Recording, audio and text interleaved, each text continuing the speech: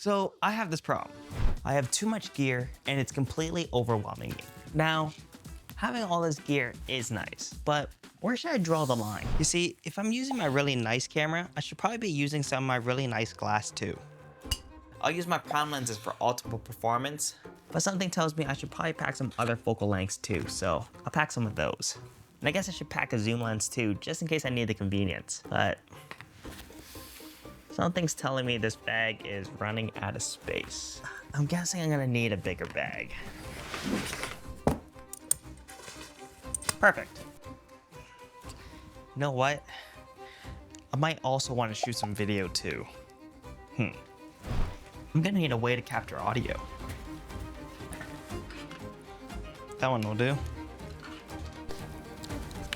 How about a way to stabilize the camera? Well, option one is way too much. I'll just use this, but I need a cage now. All right, it's almost there. Maybe just like a bigger screen would help. And perfect. All right, it's finally time to take a photo of this thing. So let's go for it. Oh, well, this isn't really pleasant to use anymore. I guess I should just carry two different cameras. And something tells me I'm gonna need a bigger camera bag too. Ugh. Which kind of just seems like the common solution here. More gear, bigger bag, until the bag becomes the biggest problem. This is definitely too much gear, and for a solo shooter, this is just way too much for me to manage. And we haven't even looked at tripods, drones, or lighting gear yet. Now, if you asked 2023 me when I first got into content creation, I would have said this is everything I need to create the content at the caliber I wanted to. But now fast forward to present day, I'm much more experienced. I'm now feeling the aftermath of all the years carrying that gear. Goddamn.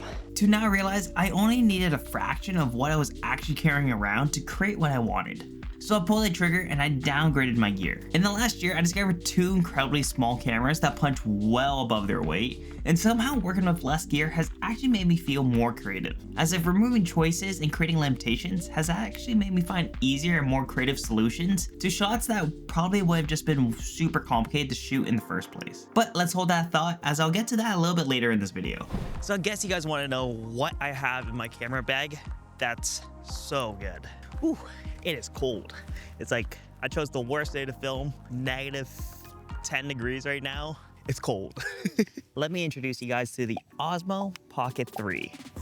This little camera is absolutely insane. I've been using this for the last 4 months, and I'm convinced that this is gonna be my main go-to camera for like 80% of my content now. Let's jump back to the studio and I'll tell you why.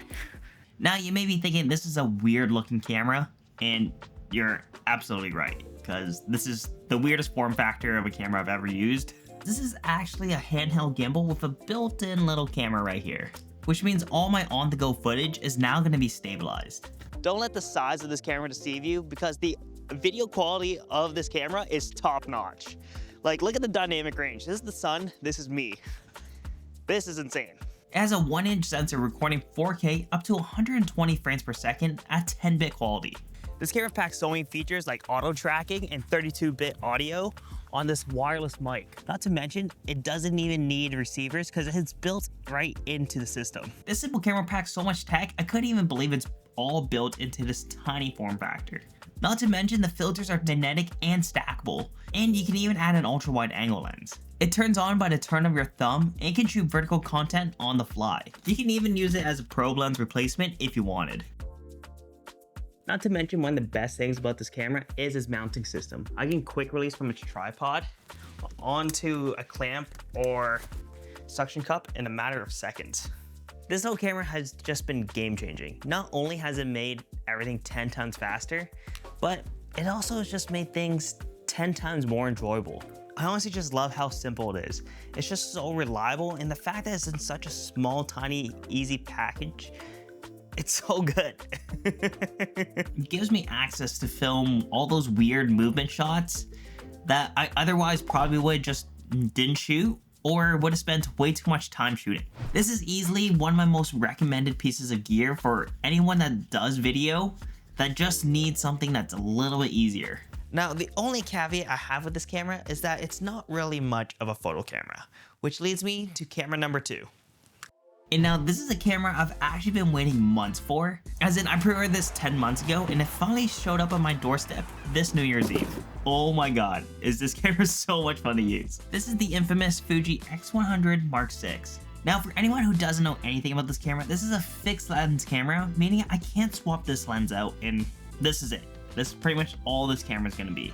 It has a 40 megapixel APS-C sensor and a 23mm f2 lens, which is a pretty beefy combo in a super cool tiny package. Now coming from a full frame a7R5 and an a7S III, when I opened the X100, I was incredibly underwhelmed. To be honest, it felt a little slow, kind of noisy, and honestly just a bit clunky. Just using the autofocus, I can literally feel and hear the lens vibrating, which wasn't something I was really used to, and had me a bit worried that it was something I would actually get over. But I gave it a shot anyways, and I started using it as my everyday carry. And I can officially say, I get the Fuji magic now. It's just a simplified shooting experience that just feels nostalgic in a way. It's kind of just hard to describe, because it just feels like my settings and choices actually matter now, if that makes sense. Now, compared to shooting with Sony is super reliable, and it will be my go-to for a lot of professional work still. It kind of just feels like the whole user experience is like using a computer. It just feels like I see an input, and I just change the settings for an output. In a way, it just feels like a little bit soulless. Now, for any beginners just starting out, I think I'd still recommend them to Sony, but Fuji is definitely on my radar now. Anyways, if you've been following my channel for a while, you probably know that my everyday camera used to be the RX100 Mark V, which is still a fantastic camera, but between its 1-inch sensor and just how old the camera is, it left me wanting just a bit more low light performance and that wow factor. On the other hand, using the bigger Sony camera was just a bit too much for me to want to use for everyday use. Not to mention carrying 2 of them on a trip was definitely way too much. Which now leads me back to the Fuji, which I think is the perfect balance. A compact APS-C camera that just fits into my pocket. Not to mention it has a built-in ND filter and shoots some pretty solid 6K 10-bit footage too, which kind of just perfectly complements the Osmo Pocket 3 when I want to get those wow shots. Now between these two cameras, I pretty much have a solution that covers 95% of my shots covered that fits right into my pocket without sacrificing a ton of quality, which honestly is a trade-off that's so much better than lugging a giant camera bag around. Now obviously these cameras will have their limitations, so I won't be completely removing all my Sony gear, but my dependency on carrying all that gear around definitely won't feel like chains. Not to mention, these cameras are ready to shoot in seconds when inspiration strikes. Also, having all that extra room in my bag leaves so much room for other toys like drones and lighting gear if I want to spice it up.